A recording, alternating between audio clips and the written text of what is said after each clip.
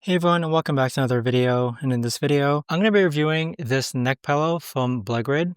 And so I do want to thank them for actually gifting this to me, but let's go ahead and get started. And so what we have here is a memory foam cervical pillow. And what it essentially does is that it just makes sleep a lot more comfortable.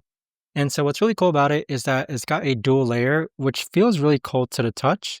And it's also got like a contour design. So what I mean by that is it's actually shaped to make it more friendly when it comes to you laying down on this pillow. So with this pillow, it's a very, very cool feeling. That's one of my favorite things about it when I first took it out of the box. And so when you do take it out of the box, it does come rolled up.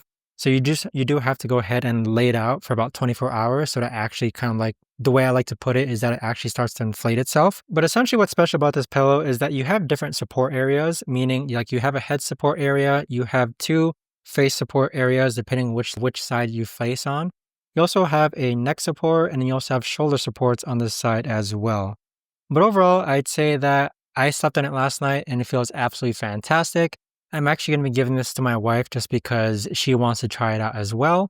And I'll check back in on how that ends up turning out. But overall, I've had no problems with this whatsoever.